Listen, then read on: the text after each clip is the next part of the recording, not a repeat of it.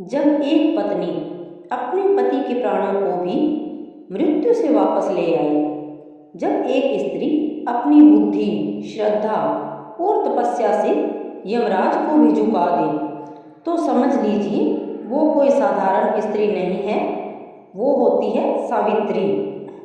और उसी अमर प्रेम और अटूट विश्वास की याद में मनाया जाता है वट सावित्री व्रत।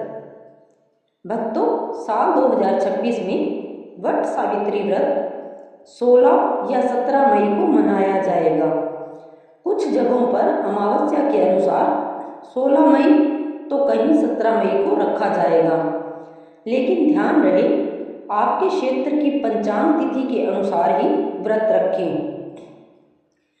अब जानते हैं वट वृक्ष का महत्व। क्या आपने कभी सोचा है वट वृक्ष ही क्यों? क्योंकि वट वृक्ष सिर्फ एक पेड़ नहीं है, यह अमरत्व का प्रतीक है। इसकी जड़ें धरती में गहराई तक जाती हैं, शाखाएं फैलती ही जाती हैं और यह वर्षों तक जीवित रहता है। इसलिए इसे ब्रह्मा, विष्णु और महेश का स्वरूप माना गया है। कहते हैं वट वृक्ष के नीचे की गई पूजा सीधा भगवान तक पहुंचती है। अब सुनते हैं सावित्री और सत्यवान की भावुक कहानी। बहुत समय पहले की बात है। राजा अशोकपति की पुत्री थी सावित्री, सुंदरता, बुद्धि और गुणों में आदित्य।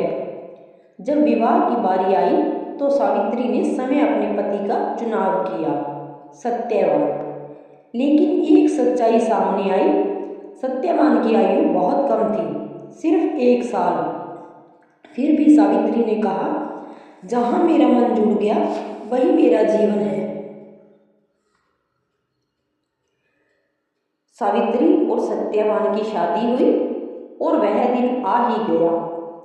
सत्यवान जंगल में लकड़ी काटते हुए अचानक गिर पड़े और उनके प्राण निकल गए। तभी प्रकट हुए यमराज। लेकिन सावित्री हार मानने वाली नहीं थी। वह यमराज के पीछे पीछे चल पड़ी। यमराज ने कहा, लौट जाओ, यह नियम है। पर सावित्री ने विनम्रता और बुद्धि से उत्तर दिया। उसने कोई लड़ाई नहीं की, कोई जिद नहीं की, बल्कि धर्म और ज्ञान की बातें की। यमराज प्रसन्न हो गए। यमराज ने कहा, मांगो वरदान। सावित्री ने मांगा, ससुर की आंखों की रोशनी, पिता के लिए संतान और अंत में पति के साथ 100 पुत्रों का आशीर्वाद। यमराज ने अनजाने में सत्यवान को वापस जीवन दे दिया। भक्तों, इस कथा की सबसे बड़ी सीख क्या है? सच्चा प्रेम कभी हारता नहीं। बुद्धि और धैर्य सबसे बड़ी शक्ति है और नारी अगर ठान ले तो असंभव को भी संभव बना देती है। अब बात करते हैं पूजा विधि की।